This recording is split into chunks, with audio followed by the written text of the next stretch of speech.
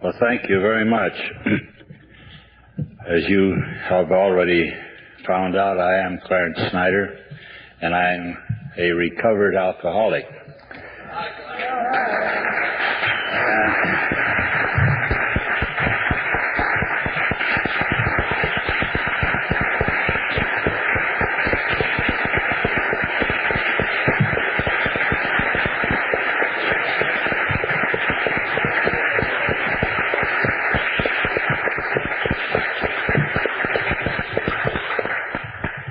Thank you. You're all very, very kind. Last night, we were talking about a lot of the beginnings and things attended to the beginnings of AA. And I mentioned last night that today we would get into talking about the program. AA has grown so, and it's taken so many different directions since its inception, that I am very cognizant of the fact that a lot of people are having a hard time grasping this program because in so many places it has been so watered down it's hardly recognizable. That's not a criticism, that's an observation. And as far as I'm concerned, in AA, I am a fundamentalist. I came in a certain way, and I was very fortunate in that I came in the manner that I did, and under the tutelage and direction of the people who took charge of me when I arrived here.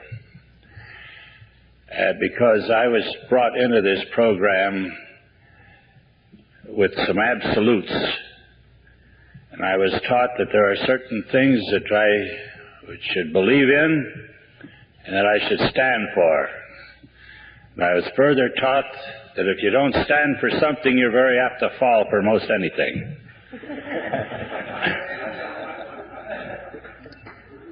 Last night I mentioned that while I was in the hospital, my sponsor, Doc Smith, put me on my knees and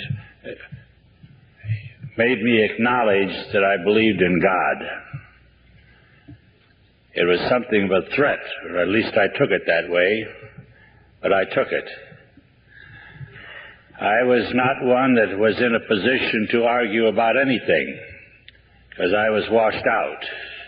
And I see people come into AA today and they have an idea, or somebody gives them the idea that they can have choices on what they can do in this program. Well, you can have choices because we are people that have a will of our own. But I'll tell you one thing, we have a program of perfection here. And being alcoholics, one of the characteristics of the alcoholic is he is an extremist. He never does anything by halfway measures. When he works hard, he plays hard, and when he drinks, he makes a career out of it. And if we're going to recover from such a living, we better go into this with extreme also. That would be my advice. I think I mentioned last night or sometime or other, I mentioned since I've been here, that alcoholism is probably the oldest malady that afflicts the human race. And we read about it in mythology, we read about it in ancient history, and we read about it in the Bible. Last night I mentioned that I would tell you a few Bible stories just to bring it to your attention that alcoholism has been with us a long, long time. Well, you know, when we open the Bible, we don't have to go any further than the first book of the Bible, book of Genesis, and we meet our first rummy. We meet our friend Noah. He was one of us. And I'll point out the reasons I believe this to be. The world got itself in a shape about the way it is now, everything going downhill, hell-bent for election. And God was doing everything he could to get people straightened out and get running straight in doing their thing. And he wasn't having much success with it. So he finally got fed up with the whole deal and decided to wipe the whole thing out and start all over again. So he determined that he would flood this world and everything in it. But he wanted some seed to start over new. So he went to his friend Noah. He says, Noah, my boy, he says, I want you should do something for me. And Noah, being a God-fearing man, he says, anything, Lord, what do you want me to do? He says, I want you to build a big boat, this ark. And he gave him the dimensions of this boat and told him that I want you to build that, and when you have completed it, I want you to put one or two of every living creature in that ark, and also your family, because I'm going to destroy the world, and I want some seed to start all over again. Noah says, I will do that.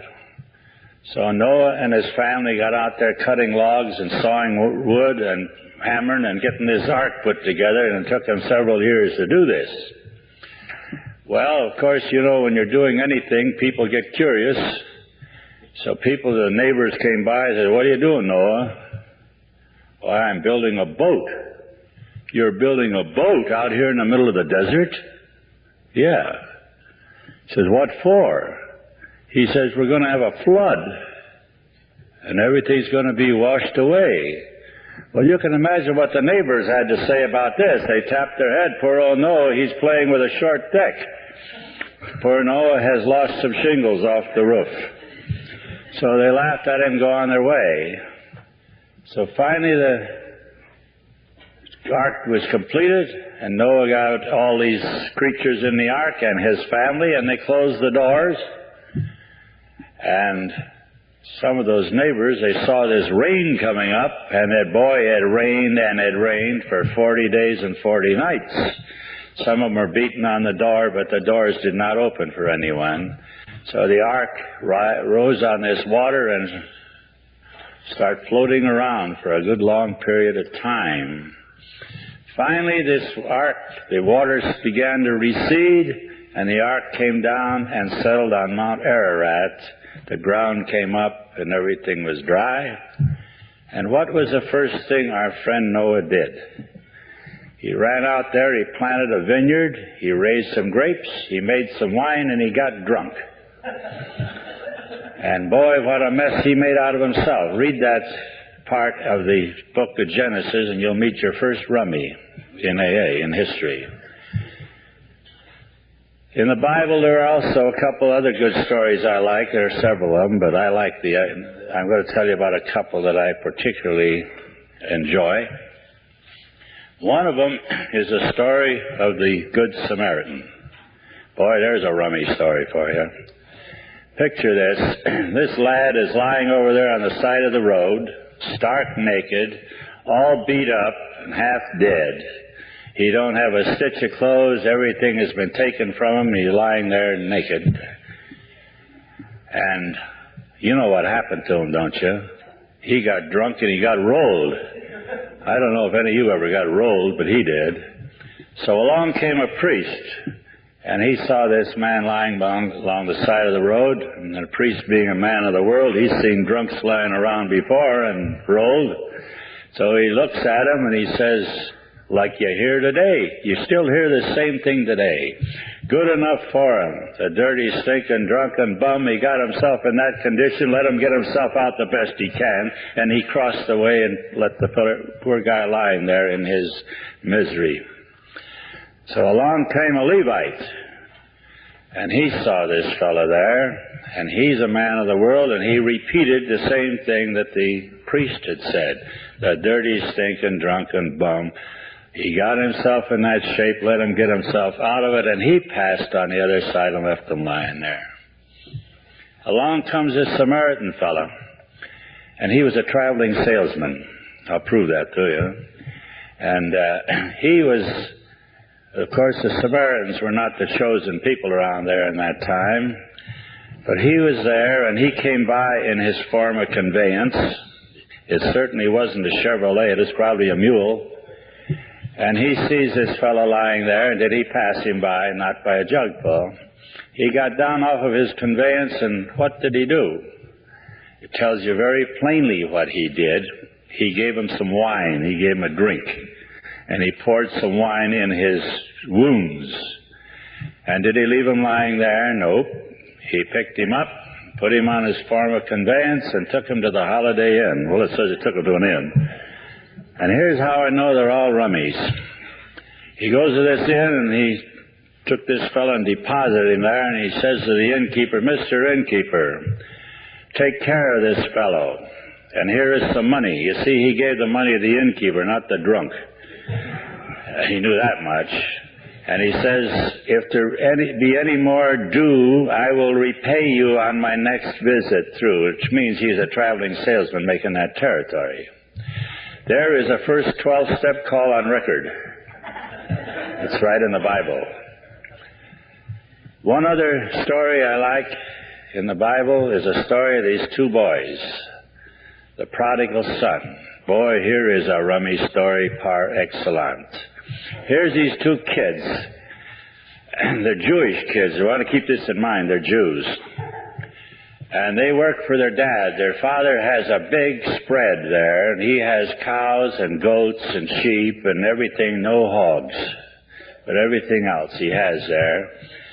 And of course, in Jewish lore, why, the boys work for their father, and when the father passes away, of course, they inherit the estate and the property. They get the loot that the old man leaves. So these two kids are working out here on this farm for their father. And this one kid, the older one, boy, he does more than he's supposed to do. He's a worker. Boy, he's into everything, doing a lot more than his father expects him to do. He's the Al-Anon kid. But the other kid, the young one, guess who? This young one, he doesn't like working on that farm in the first place, and he wants his share of the loot right now. Do you ever hear it? Anybody here feel that way? He can't wait till tomorrow for it. He don't want to wait till some indefinite time when his father dies and he gets that loot. He's young, and he wants it when he can enjoy it. So he bugs his father and bugs his father and bugs his father for his share of the loot. Finally, the father can't take it anymore, and he says, "Okay, take your share and be gone with it." And boy, he did. So he took his share, and what does it say in the Bible? He says he went into a far country, and he squandered his substance in riotous living. Did you ever hear anything like that? He blew the whole bundle. The whole thing went. And he was tapped out, and he's flat, and he's broke. Now, that isn't the worst yet. He was in this foreign country, and they had a famine there. And he couldn't get any work. He couldn't get anything to eat. He's about to starve to death. And the only surcease that he got a job where? Now, remember, this kid's a Jew. He got a job on a hog farm, taking care of a bunch of hogs. Did he eat what the hogs ate? No, sirree. It says in a good book he ate of the husks of the hog, of the food that the hogs ate. He ate what the hogs wouldn't eat. This is what he ate. I'd say this kid pretty well hit his bottom, wouldn't you? So here's what he did, something very important. He said, and it's the same thing that you and I had to say. It says he came to himself. He came to himself. And he said this. He says, "I starve. My father has much. His servants have much. I am starving." Then he said this. He says, "I will arise and go to my father and tell him I'm unworthy. See, and I will serve as one of his servants." Remember that. This is what we had to do. So that kid got up off his duff and started that long trek home, defeated, sick, beaten, fearful, and he had to go to meet his father. Well, what happened when he got home? Did his father chew him out? No, sirree. It says in there, his father saw him coming afar off down the road, and he ran to him, and he fell on his neck, and he kissed him. He says, "My son, who is dead is alive. He says, let us make merry, put a ring on his finger, shoes on his feet, a cloak on his back. Let us go up and have a party. Let us kill the fatted calf and have a feast. So the kid's protesting that he isn't worthy of this, but the father assures him that he belongs to him, and he says, my son who is dead is alive. Let us have a celebration. So they go up to the house, and boy, they're having a blast up there. The old music is going, they're singing and dancing, and they're eating and having a big old time. Meantime, this Al-Anon kid, he's still out there going at it, working away like a good Al-Anon should. And he hears all this ruckus up at the house, so a servant came by and said, hey, what's all that ruckus at the house, the music and all that noise going on up there? He says, haven't you heard? He says, heard what? He says, your brother came home. He says, oi, that dirty no good. So then he dropped his tools and went up to the house to confront his father. Now this is a very human thing. He says, Father, I have been a good son to you. I have always done more than is required of me. You had no problems with me, and I'm here working with you, but this no good brother of mine, you give him his share of the inheritance, and he squandered it all on wine, women, and song. And he comes back here, and you have a party for that dub. He says, Father, you never had a party for me. Isn't that human? So the father had to straighten him out. And he had to tell him what this was and the reason for it. It's a great story of the second chance, a great story of redemption, which you and I all have experienced coming to this fellowship. So that's a good rummy story. Well, anyway, so much for the Sunday school lesson. This thing of alcoholism is as old as time. And do you know that all down through history, there was never any solution for the alcoholic? As I mentioned the other night, he had two options. The alcoholic can go crazy or die or both. A little over 40 years ago, when Alcoholics Anonymous came into being, after all this thousands of years of history of alcoholics, of millions of alcoholics stumbling across the face of this earth and dying in misery and what have you, and carrying a lot of people down with them, finally after this time, this program came into being, and the alcoholic got a third option. He can still go crazy, he can still die, but he can get well. And this was never in essence before. Never. You know, I think that God looked down on these rummies finally and saw what was going on after all these years. He says, I got to do something for those birds. And he got a bunch of people whom you would least expect to do anything, get them together, and here's what we have. Well, I'm forever thankful that I came along when I did. I was a complete washout. As I mentioned the other night, I was on the bum for quite a long time. And I was without everything. And I've mentioned to some people, when I look back on those days and my arrival here and what happened to me in the first years of my AA history, if I were to pick someone to do that job that I was required to do, I would be the last guy I'd pick, because I wasn't prepared for it in any way, shape, or manner. I was broke. I was homeless. I had no clothes. I had no front. I had no health. I weighed 130 pounds. I was unemployable. I had no education. I'm a high school dropout. And I had to go out and confront people of letters to establish contacts in order to have rummies sent to us and things like that. Had to build up associations with hospitals, with the medical fraternity, with the churches and so forth. And I'll never forget, I just want to tell you this. I went to churches and I used to they talk about I'm telling you, when I listen to some of this crap that people give you, you should be so anonymous. If I was that way, you wouldn't have an AA. Really, this is ridiculous. Somebody's got to go out and tell somebody about it. This isn't going to happen like this. Somebody has to tell somebody. So I went out and told people, besides rummies. I went to the various churches. This is something. Do you believe that some of these preachers in some of these churches resisted? They thought we were starting some new kind of religion to compete with them. No kidding. So one thing I want to tell you about the Catholics. We eventually got Catholics in our group. It didn't take us long. We started getting them because Cleveland was full of them. And after this, I'd been talking a lot. I went out and spoke to the Ministerial Association, all the ministers that met in groups.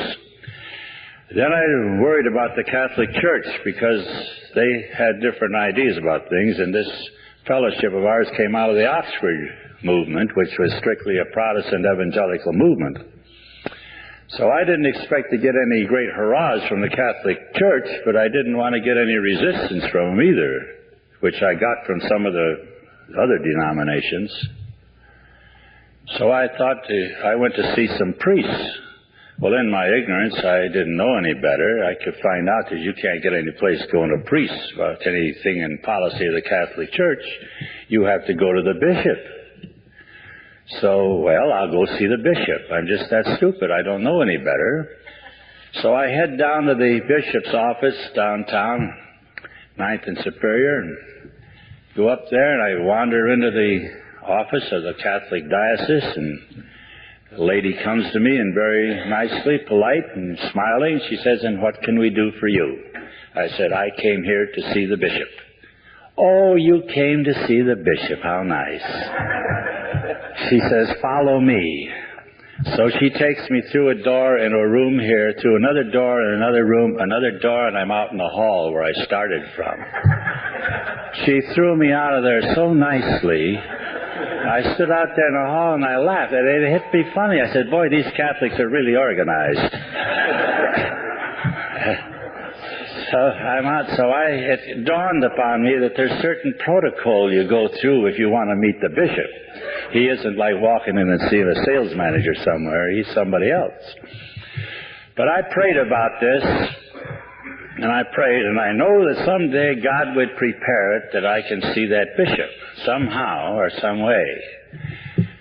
So sometime later, this was wintertime again. As I said last night, everything happens to me in the winter. I'm reading the evening paper, and I read where the good bishop came out of his office that day and slipped on the ice, and his feet went up in the air, and he came down and broke his leg. And they carted him off to St. Vincent's Charity Hospital.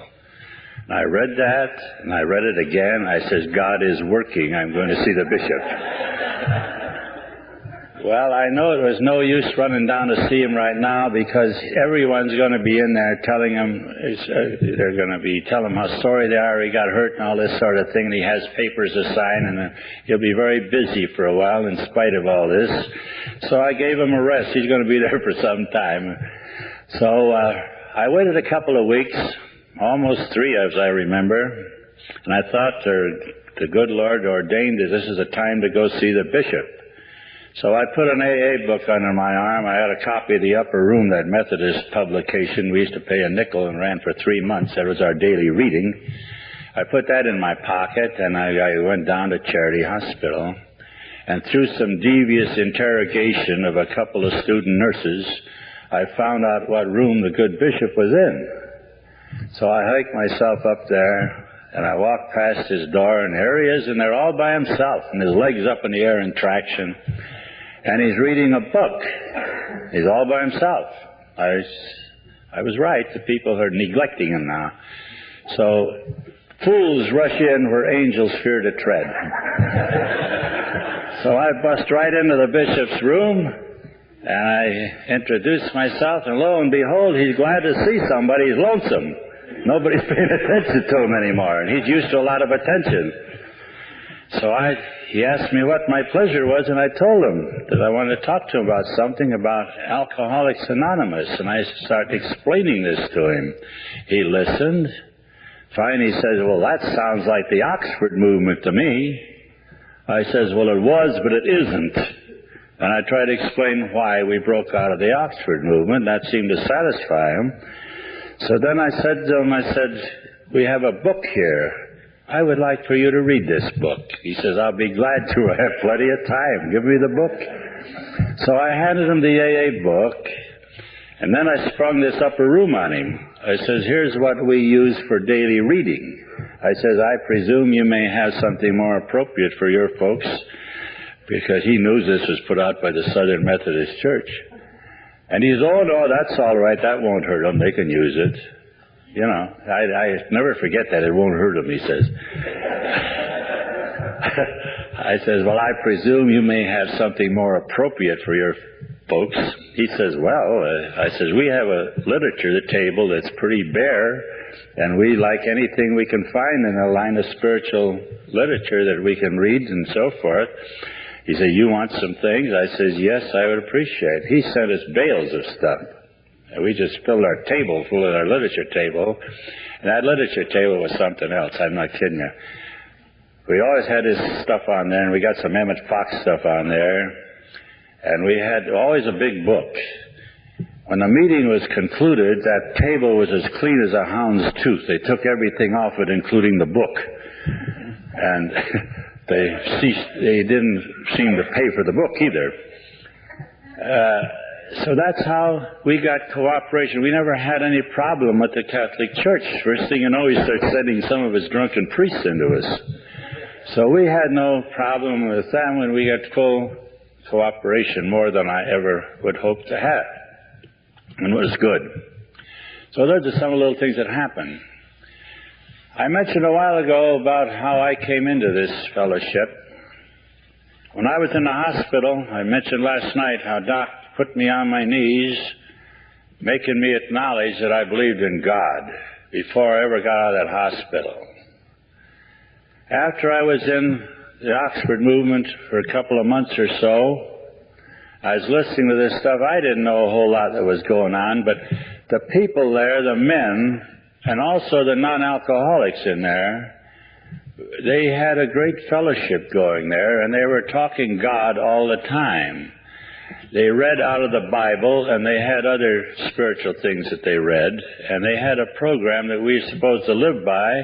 The first thing when we got up in the morning, it told us in the Bible we should go in our secret closet and commune with God. So as a funny thing, you go into any alcoholic's home and go into the bathroom and sit down, and you'll find a Bible in there and a copy of the upper room.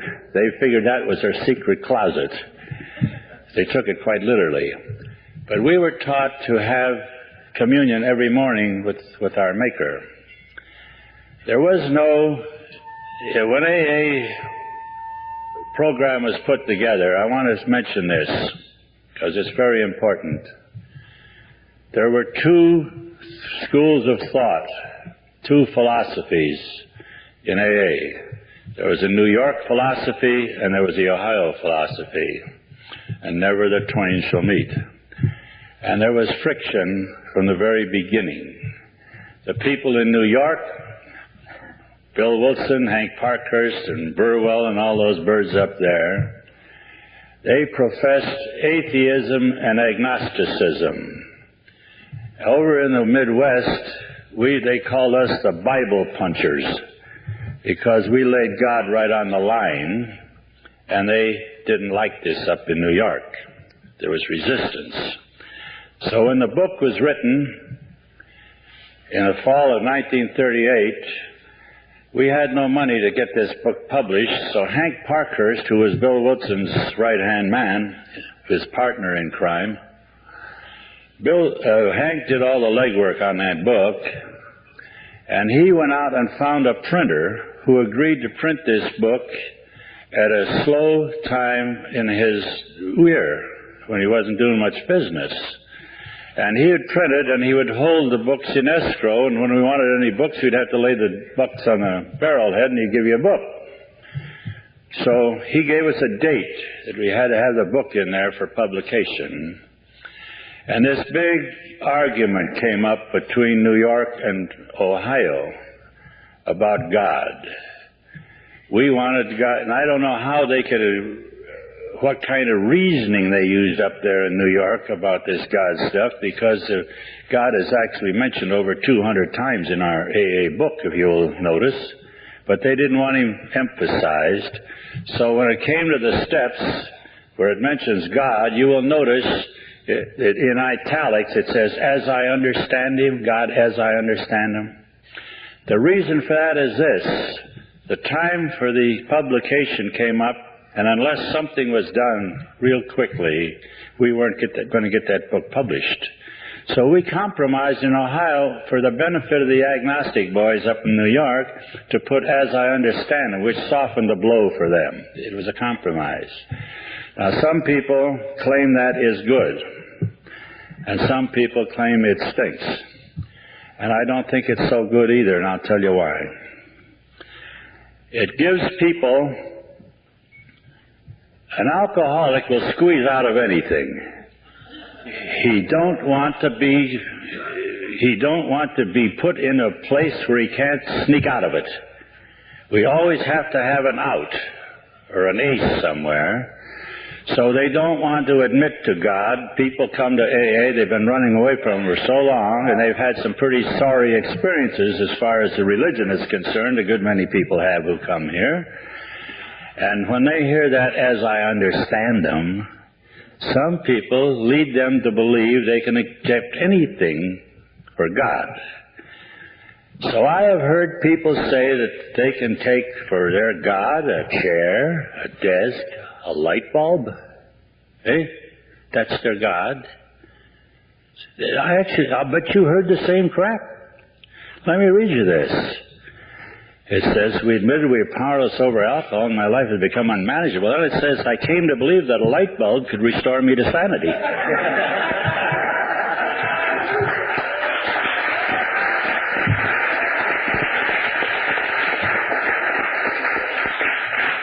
I'm not through yet.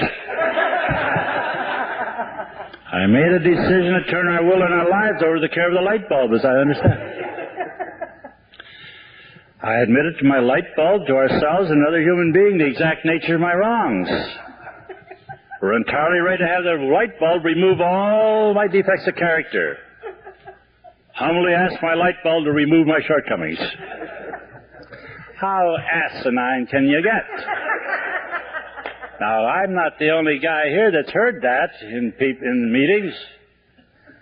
My God has a name. My God has a name, and I was taught this very early in my career in the Oxford movement, and God's name is Jesus. And if you don't like my God, go ahead and get your light bulb or whatever you want. But I would hate like the devil to trust my everlasting soul to a light bulb or a desk or a chair. So I have to get acquainted with who my God is. I've been introduced to him on my knees early in my career, and I do the same thing with people I bring into this fellowship. Now, just read those steps over sometime and put light bulb in there all the way down through the last one. It'll give you a lesson you'll never forget. Okay. But recently, in these last few years, I do not have an opportunity to sponsor new people. First of all, I don't need that exercise anymore. Grace and I have sponsored people in our home, and they go on out and they do the same kind of sponsoring that we do. And here's what happens. People come to our home, they call us from all points of the compass. I mentioned this, I think, the other night, that they hear about this freak down in Castleberry, Florida, that has some way of fixing rummies in AA, who have been having a lot of problems with AA and a lot of doubts and running up a lot of blind alleys, and they're miserable, and they hear about this guy that has some way of taking them through the steps in 2 days, and they go home and they never drink anymore and they have a good life. Now, this happens all the time. This is nothing new. This has been going on for several years. So they call us. I do the best I can to sponsor people over the phone, so they don't, or to qualify them rather over the phone, so that I don't waste a lot of their airfare coming down to our place for nothing. But you can't always do it completely, so I have a qualification when they arrive at the house. And here's what it is. Now remember, I'm interested in the bottom line. I'm not interested in what he talks about or thinks about when he gets here, he or she. They come to get what I have. I don't want what they have. To make that very plain. It says, if you want what we have and are willing to go to any lengths and so forth. So I don't want what they have, but they are not the happiest people in the world, believe me. And they come down to our place, and they've been in misery for a long time, some of these people. So here's my qualification. First of all, I have to know that you are an alcoholic. You have to know it, you have to admit it. How do I know this? We do this by sharing. I have you tell me about yourself, I tell you about myself. And if this jibes, and you are an alcoholic, and you admit you are, I know you are, then we can go someplace. The next question I ask is, what do you want to do about it? You tell me, well, I want to quit. Well, that's fine, Buster. Lots of people will quit if I'll quit for them. And this is an old game around the A. Let George do it, you know. So they don't like to hear that too well, but next question's the one that ties them up, and to which I get some very odd answers in the beginning, many times. I say to him, what are you willing to do to quit drinking forever? Forever? Wow! This bird's never had a week's sobriety in his life, and talking about forever. That's impossible. So you do get some funny answers, but there's only one answer I can accept. He has to tell me he's willing to do anything, and I'll stay with him till I think he's going to give me that answer. And when he does, it's my option to give him what I have, and if he don't want what I have, he can go home, period, and suffer in his misery or enjoy it however he wants to do. I didn't make this up. You heard it read a little while ago. It says in our program about if you want what we have and are willing to go to any lengths to get it, you are now ready to take certain steps. Eh? It says in that 12-step program. You hear it read at most meetings. You see it hanging on the walls in clubs. You see it in the book. It's there. I didn't make it up. I'm just talking what the AA program is. I'm not talking about BB or CC or XX. I'm talking about AA. So our program is absolute. So he says, okay, anything you say, that's it. He wants what I have. I says, what do you want? He says, anything. Now it's my option. The ball's in my court. He has no option to argue with me. I am the authority then, because he knows that he's whipped. And he's come to me for help. And I'm going to give him the medicine. And here's the medicine. First step says we admitted we were powerless over alcohol. It says something else there. Our lives had become unmanageable. Most people I have found that come my way have never heard the second part of that step. Or if they have paid no attention to it. They hear that first part, I'm powerless over alcohol, and that's all they hear. So they yammer about alcohol for month after month and year after year till they're dizzy and make everybody else dizzy listen to them. It's on their mind all the time. They're powerless over alcohol. They don't hear that thing about their life being unmanageable, and that is the most important part of the step. Because you come here screwed up, your life's unmanageable, you come here to get it manageable. People don't realize that. There are 200 well-chosen words in our 12-step program, And if you look at it, you'll find alcohol is only mentioned once. Once. That's in the first part of the first step. But from that time on, that point on, there's an awful lot said about getting our life manageable. This program is a living program. It's not a dry or drunk program. The fact that we are alcoholics, that is a key. When we are powerless over alcohol, that's the key that opens the door where we have an opportunity to learn how to live.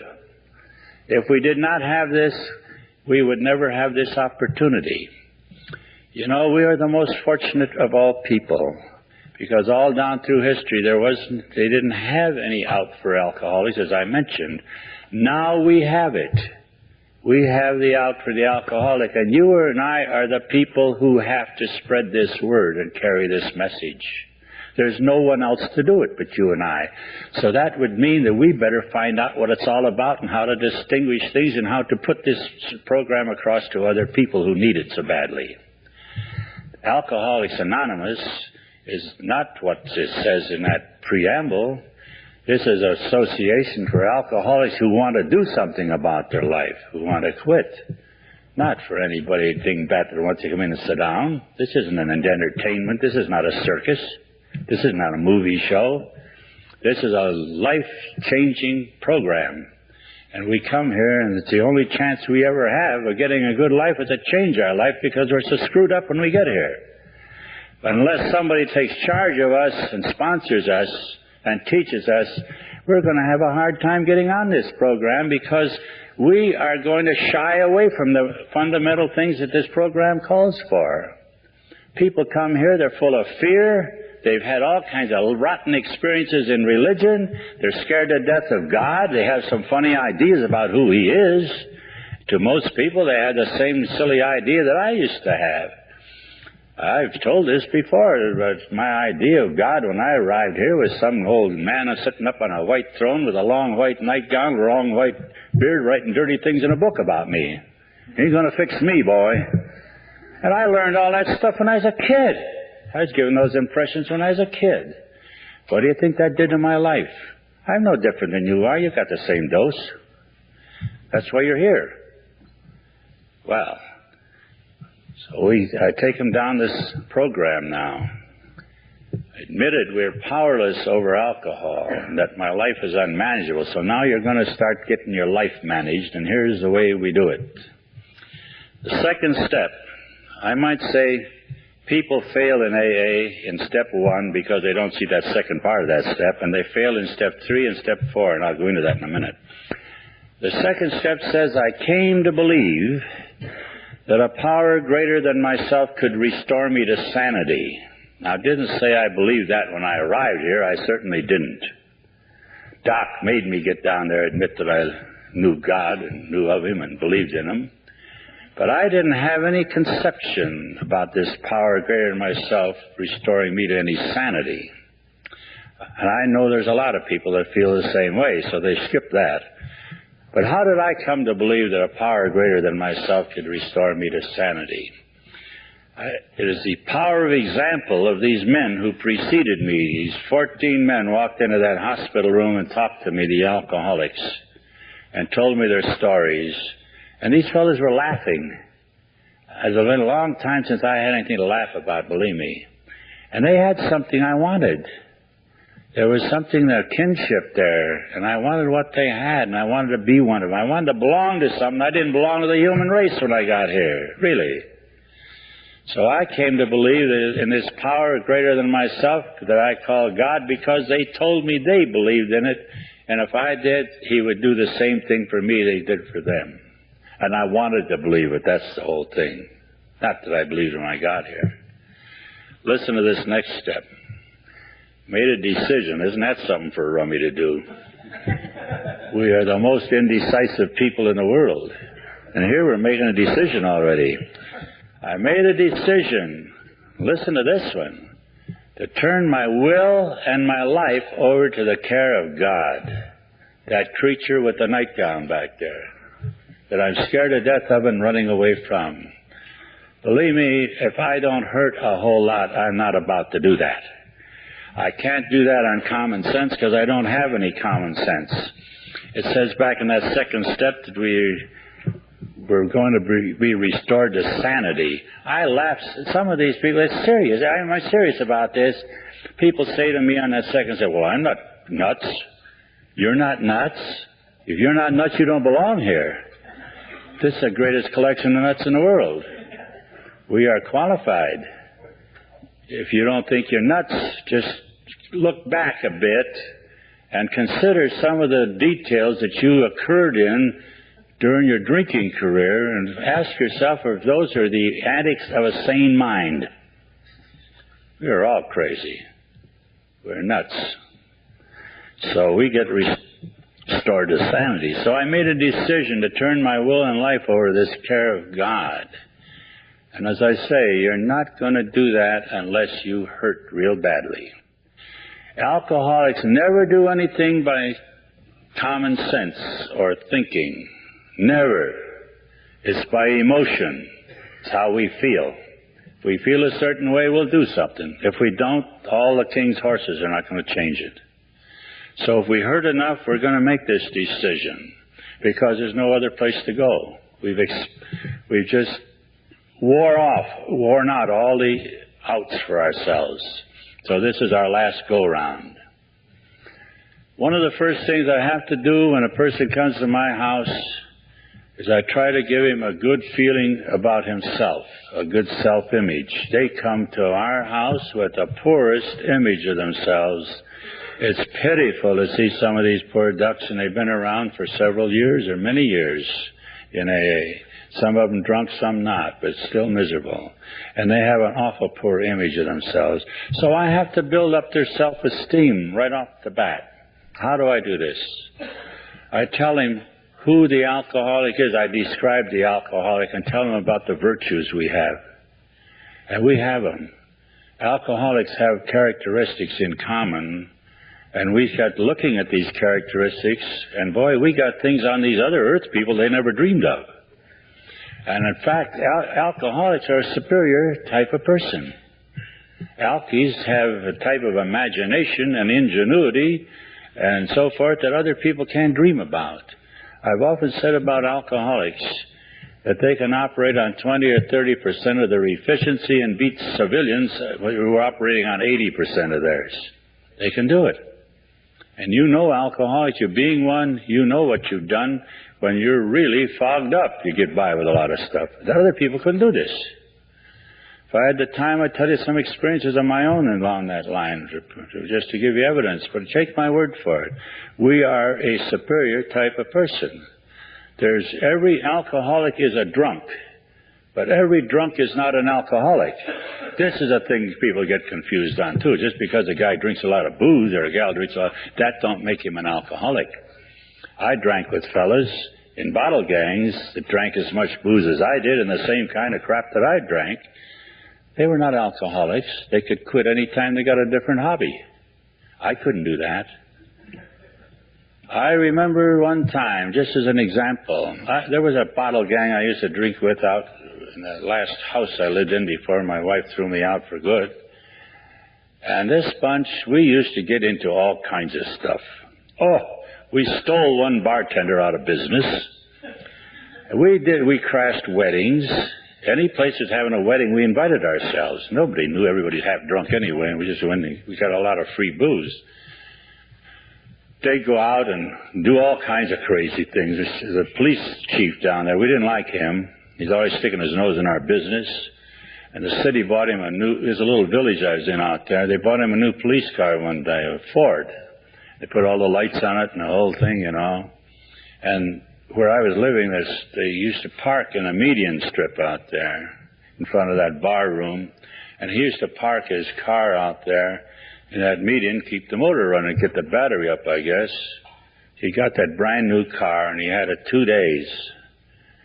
And while several people engaged him in conversation, several others went out the back door and stole that damn police car.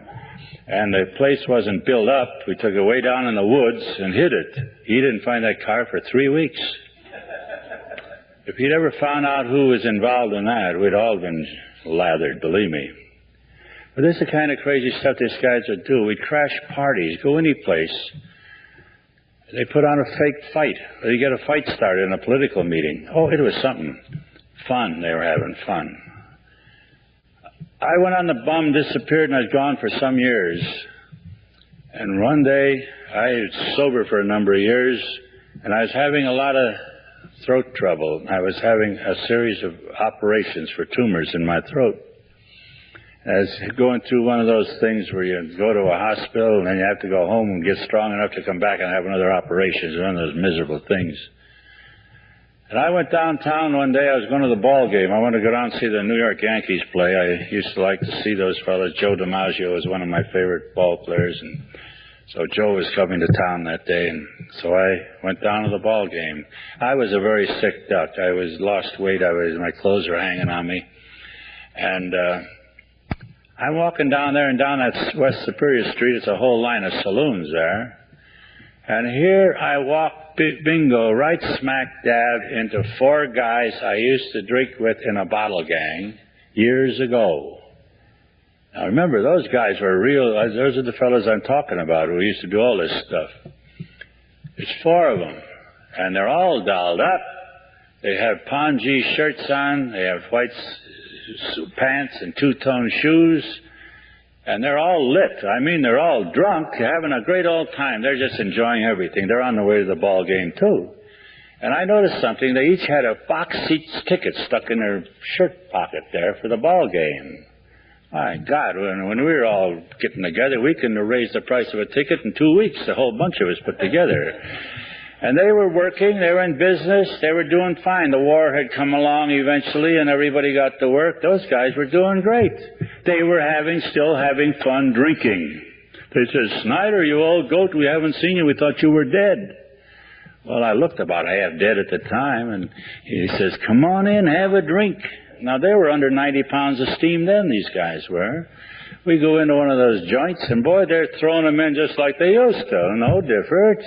I stand there looking at these clowns, just thinking if all I had to do was join them, I'd be back on that skid row again. That didn't worry them. They're not alcoholics. They're heavy drinkers. A lot of those heavy drinkers don't have sense enough to be an alcoholic. You have to have something on the stick to be a rummy. You're an exceptional person. You really are. I don't care what you look at. If you're a nurse, a doctor, if you're a teacher, if you're a salesman, whatever you are, a mechanic, you'll always find the alcoholics in the top 10. Always. I became a salesman after I came into AA. I wasn't a salesman before, but I could never gone back in banking and finance after I got in. I wasn't properly equipped for that, and I don't think I could handle it anyway, but I went into sales work, and I did various types of selling. I worked for one concern that had over 600 salesmen in the United States and Canada, and for 7 years I was with that outfit. I was always in the top 10. Top 10. I'm a rummy. I suppose the other 9 guys were too. I trained a lot of salesmen. I worked in various sales capacities. I've been a sales manager. I trained men. The best salesmen I ever found were rummies. If you could keep the buttery guys sober, you got world beaters. They could outsell anything, anybody. It's a fact. So think well of yourself. You got things that other people don't have. Don't let those people run you down and tell you what a bum you are. Kick them in the teeth. Stand up for yourself. People apologizing because they belong to AA. That's the most asinine thing I ever heard of. Go out and tell them you belong to AA. Tell them you're doing something. It kills me. These birds been crawling around on their hands and knees in some damn gutters, shooting snipes or something, and everybody see them in town. They all know they're a drunken bum, and they come in AA. Don't tell anybody I'm here. Don't tell anybody I belong to AA. Gee, some of this crap they give you in AA today. Don't tell anybody you were here. Don't tell anybody about this. Don't mention anything. You were here. Don't mention it. A secret society. How are you going to carry a message with that kind of crap? Grace tells everybody she belongs to AA. Every place she goes. It's funny to listen to that gal sometime. I'll never forget, we nearly got our marriage postponed on account of this. Let me tell you, yeah. We were going to get married. I met Grace. She was a blind date. And I met her. Eventually, we're going to get married. So she has to go out and buy a dress for this. Women buy a dress for everything, so they get for married, too. So she looked around Orlando and couldn't find anything that suit her, so she went over to Daytona Beach. She got in one of those fancy shoppies over there, and immediately she starts telling this gal there that's waiting on her that she's an alcoholic, belongs to AA, immediately. And the gal says, well, who are you going to marry? This woman admitted she was also an alcoholic. This woman said, yeah, I belong to AA too. She says, who are you going to marry? She says, I'm going to marry Clarence Snyder. She says, you're going to marry Clarence Snyder? She says, I know Clarence Snyder. He had something to do with our divorce. He figured in our divorce. She almost canceled the sale. It seems this girl and her husband belonged to the same group I did when I was living in St. Petersburg, and they adopted a little kitten, a male kitten. And these people kind of liked me. They were a couple that are on my side anyway. And they named this kitten Clarence after me. And of course this kitten grew into a great big tomcat. And I feel very proud that I had a tomcat named after me. But anyway, this couple had trouble, domestic troubles, and they broke up and they had a divorce. They didn't argue too much about the money or the furniture or what have you, but who was going to get Clarence? That was a big argument. So she's telling Grace about this. So Grace was quite relieved to know that these details of this tomcat business. So it's funny, she tells anybody. I was on a plane one time, and it was kind of empty. We're coming from across this country somewhere. So Grace went back a couple rows of seats and lay down to sleep on the thing. She takes that thing down where she can lay down. First thing you know, the stewardess comes up to me, and I'm sleeping up against the window, and she shakes me, wakes me up. I look up and says, what's with you? She says, I belong too. She says, I just been talking to your wife back there. She says, I just came into the group in Atlanta a month ago, the stewardess. So she tells everybody that she's in AA. I don't know where it's hurt anybody, but I do know something that's brought an awful lot of people around their attention to AA. They look at her, they say, you can't be a drunk. Look at you, you're too pretty.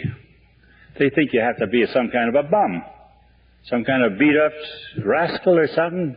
You can be that too, but you don't have to be. A lot of people come in here, they've never been in a jail yet. Lots of people never been in jail. Lots of people never been out there laying in the gutter. Lots of people haven't been pinched. Lots of people haven't been up and before the judge. They're just as alcoholic as I was.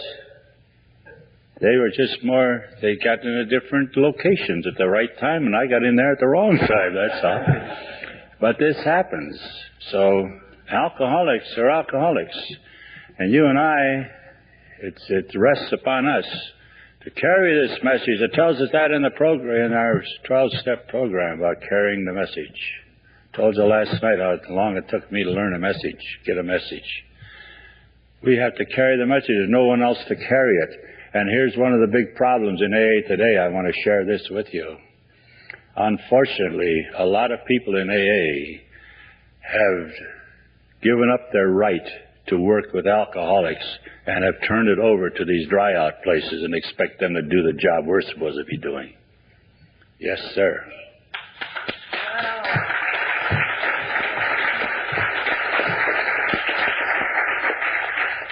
I was very happy to learn a couple of weeks ago that in Florida, and I'm sure this is going to happen all over the country, the Blue Shield and Blue Cross down there is limiting to 1 to 7 days any money for alcoholic treatment.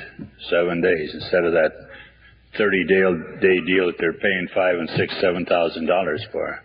And that's the most ridiculous thing I ever heard of. We used to sober them up for $40. You could put them in a real hospital in those days for $60. But oi, what it is now. You don't even need that. I'm not against sobering up places. I think there's a lot of people that should have something like that, and a lot of people don't need it.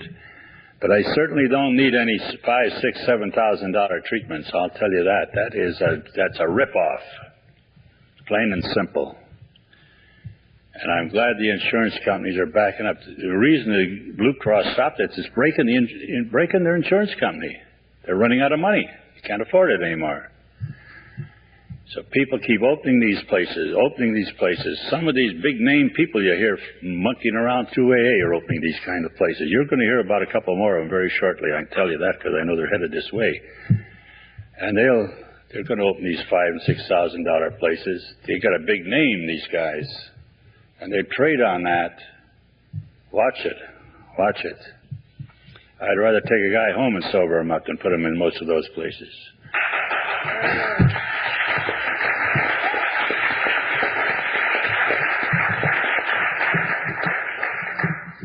You know, I think some people need some medical attention when they come here.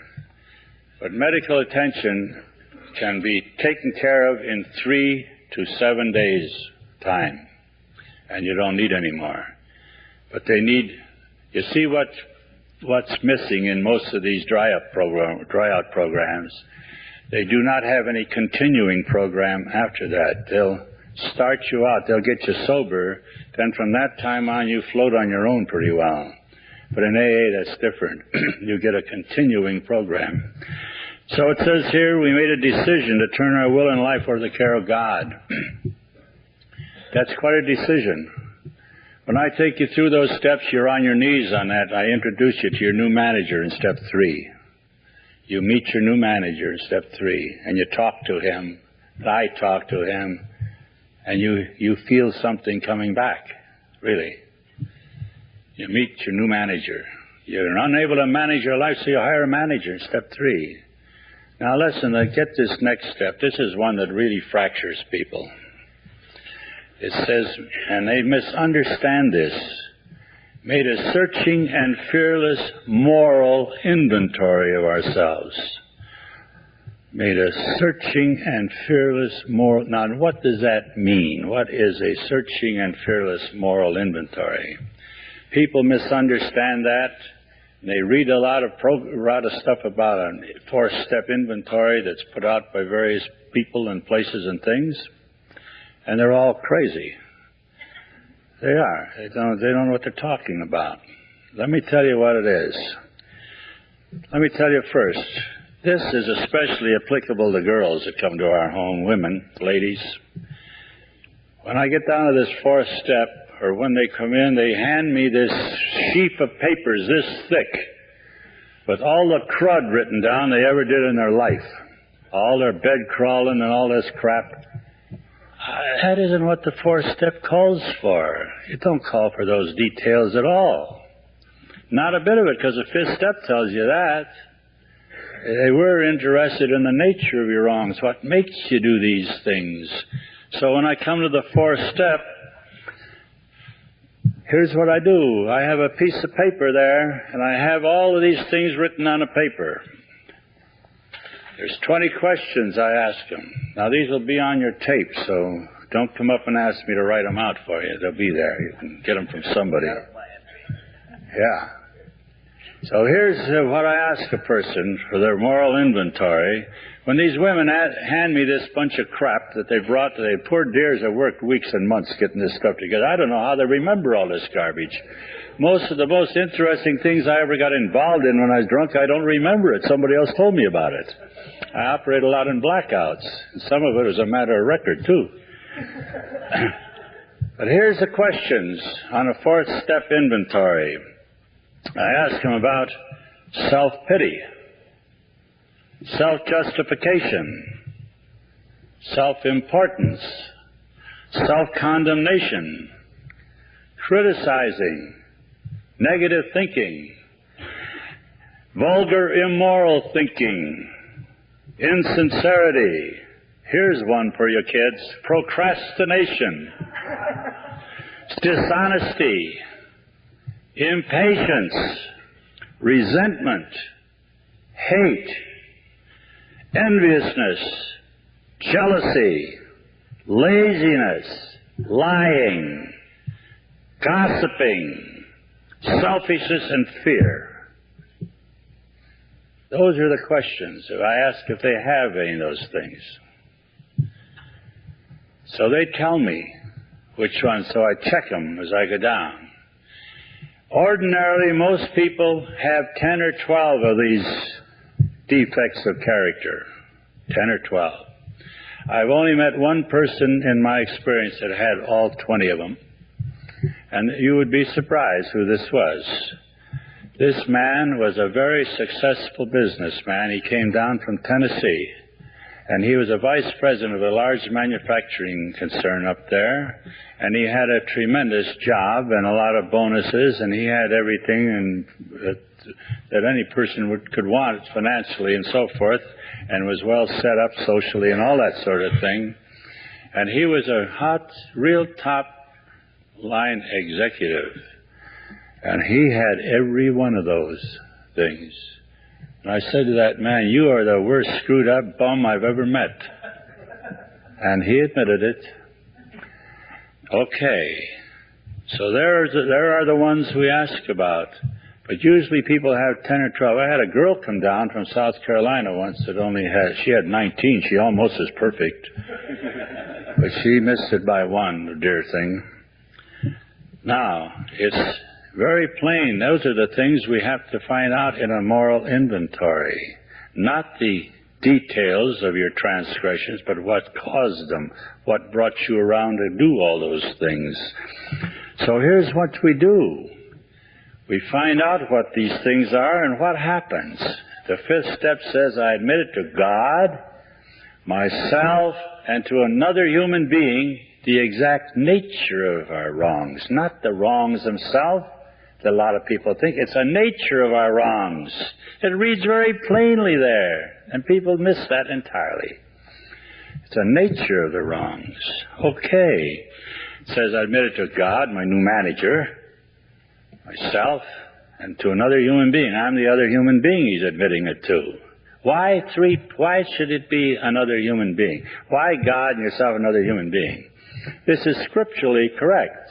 It says in a good book, where 2 or 3 are gathered together in my name, there will I be also. So this guy's there with me before his new manager.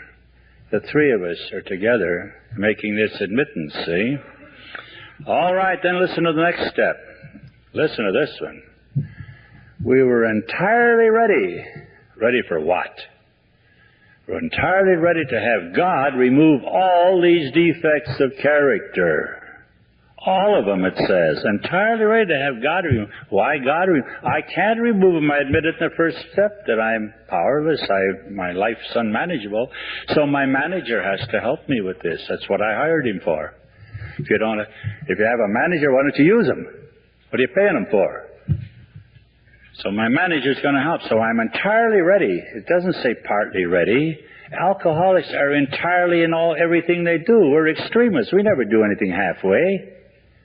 So I'm entirely ready, what? For God to remove all these defects. I'm very frank to admit to you there's a few defects of character I'd rather keep. They're lots of fun. They're fun things. But our program does not give me that option. It's all or nothing at all if I want to get the best out of this. If I start cutting corners, I'm going to get myself just so much more miserable. I'll never get the element in what I'm looking for. Right? So, I'm entirely ready to have God remove them all. Let George do it. Here's something you can stick over on George. Let him take them away from you. So you have to ask him, see? So in 7th step, I said, I humbly asked him to remove my shortcomings. Humbly asked him. I didn't make a deal with him like I used to do. God, if you'll get me out of this mess, I'll be a good boy. I get in some kind of a bind. I'd say, God, help me. I'm in a trouble here. I'll be a good boy. I'll never run out with Sadie Glutz again. I'll behave myself. If you just get me out of this mess. A deal. Always a deal. It never worked. So we have to learn how to humbly ask Him. Throw ourselves on His mercy. He will do anything we ask if we believe He will. You got to believe He will. If you don't believe it, forget it. You got to believe it. So it tells me anything that you ask believing, you'll receive. And all your needs will be taken care of. I need to be fixed, and He'll fix me if I humbly ask Him. So on the seventh step, my boy or girl is down on her knees again, and we have another talk with the manager. And we admit all these things, and I have to utter the prayer first, and he or she repeats after me. And every one of those items that is checked, I mention, and ask God to remove this. And He asks God to remove it. And we thank Him for it. And do you know something? Don't fall out of your chair. They're gone. They're gone. They're gone. He'll take all this stuff away from you. You no longer will have all these defects of character. He'll take them away. And this is what causes us to get in all this mess we're in all the time, these defects. He takes them like that because He promised He would. He told me, anything you ask believing, you'll receive. And if you believe He'll do it, He'll do it. So then after you pray to Him and talk to Him, thank Him for it and assume that it's happened. And it has happened. Now that sounds ridiculous to a lot of people, I'm sure. I'm only talking about what happens. This is experience. It's what a lot of people have done, and I've seen it over and over and over. You people here, I'll tell you, most people in AA have no conception of the power of God. They have no conception of what... It tells me in the good book that He's my Father, and He has great storehouses of wonderful things, and He wants me to have the best of everything. God wants me to be healthy. He wants me to be prosperous. He wants me to be happy. He wants me to be useful. And this is how we prepare for it. You can't tell me that I'm unhealthy. I'll run a race with a lot of you birds, and I'm 80 years old. Yeah? You girls look out, too. Yeah. I have a good life. I have a wonderful life. I don't say everything is beer and Skittles every day, because we all have problems, and you're going to have problems all your life. But when you get into this program, you will know how to handle problems, because you don't have to do it yourself anymore. You don't have to connive out of things anymore. You got a helper. You got a manager to help you now. This is as simple as it is. Believe it. Don't look at me so damn funny. It's true. It's true. Okay. So I humbly ask them. After the seventh step, I say this to every one of those persons that I'm working with. Grace does the same thing. She does this too. We have what we call a fixing room in our house. She always takes them back in the fixing room, but I take them out on the porch. She always goes in a fixing room. We have fixing room in Eureka, California. We got them up in New York State. We got fixing room every place we go where they have retreats. She uses that fixing room like you wouldn't believe. And I went up there in Northern California one time. I got the biggest charge out of it. They have a sheriff up there of that county. That guy is about 3 times my size. He's like this. He's about 6'8", this guy. Weighs 300 pounds. And he's all man. I mean, he's not fat and flabby. He's man. He's a muscle. She'd get that great big guy on his knees there alongside her. She was almost lost. I couldn't even see her. And that guy gave his heart to Christ, to Jesus, and changed his life like that. He's the greatest guy. You want to meet him sometime. If he pinches you, tell him you belong to AA. He'll let you out. But he's a great fella. But when I see some of the things that happen in this, it's to most people it would be unbelievable, but it happens. So after the seventh step, I tell everybody this. I tell them this. You are now the cleanest person in the world. You do not have one thing against you. God has forgiven everything you've ever done. I don't care what kind of crud you've been into. You've asked forgiveness, and He has given it to you. You're forgiven everything you've ever done. I say, you are as clean as a driven snow. Nothing against you. He owes nothing. And when God forgives you, He forgets. It says in a good book, He will remember it no more. It'll be as far as the east is from the west. So your sins are forgiven. You're clean. All right. Now what do you have to do? You have to keep it clean. Everything's gone. I like to put it this way to a person. I generally do. I say, your life is like, you know what a tape recorder is. If you don't, ask him. We have tape recorders. We all know how to operate a tape recorder. And it goes along and it picks up everything we're saying. Well, maybe you want to erase that thing, that tape. It's a lousy one, so you don't need it. You want to use it for something else, so you erase the tape. You just run it without talking in there. It erases it, see? Your life is this way. When you were born, it's like your life started on a tape. Everything you have done, good, bad, and otherwise, is on that tape. After that seventh step, the tape is erased. There is no more record of your life. It's gone. It's gone. So you start on a new tape. See? That's the way I like to put it.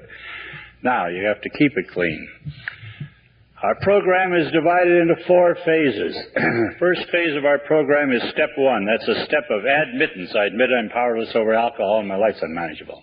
Second phase is a 2nd through 7th step. That's submission, where I submit my will and life without reservation to the care of God.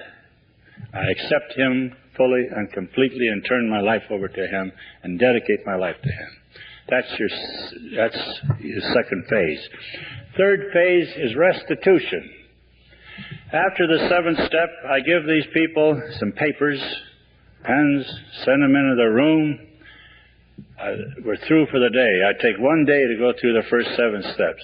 So they take this, when they go to bed, they sit down there and write out all the restitution they owe. And I tell them who to put on that paper. Start with your own family, your wife or husband, your mother, father, sisters, brothers, aunts, uncles, cousins, and on and on and on. Your neighbors, the people you work with, the people you've cheated, the people you owe money to, and everybody that you owe anything to, in apologies or otherwise, put it on that paper and bring it to me in the morning. And they bring this thing to me in the morning with all these details of those different people. Some of these people are dead and gone. Some of them have disappeared, but they put it down just the same, everybody. They bring it to me, and I go over it with them and tell them what to do in every instance. Tell them how they should make the restitution. Any new person coming in AA should never try to go through this restitution step alone. He should have help by some person who is knowledgeable and understands and has a loving attitude and has a little smarts about him. Because you can go out in your enthusiasm and cause a carnage by going out and telling people things involving someone else. And that's a very easy thing. We can't go out and get our skirts cleaned at the expense of someone else. I'll give you an example. Some time ago, quite a bit ago, I happened to be at a meeting one time down in Winter Park at noon. I think Grace was in the hospital at the time, I believe, and I used to stop at this meeting every once in a while at noon because I passed there going and back and forth to the hospital. And they have a meeting every noon, so I went in there, and I'm a people listener as well as a people watcher. I listen to people when they talk in AA, and I hear all that wisdom going around those tables. Everybody talking, nobody knows what they're talking about. And I hear people talking, I hear them hollering help. I always hear 2 or 3 of them that are screaming. They need help. But they don't know it themselves, and nobody else seems to pay much attention or know it either. So I go up to this person after the meeting, and I introduce myself and tell them if they want some help on such and such, I'll be glad to talk with them or find someone else to talk to them. This particular day, I did this very thing. I mentioned this when I was talking. I had my turn to talk, and I told them that.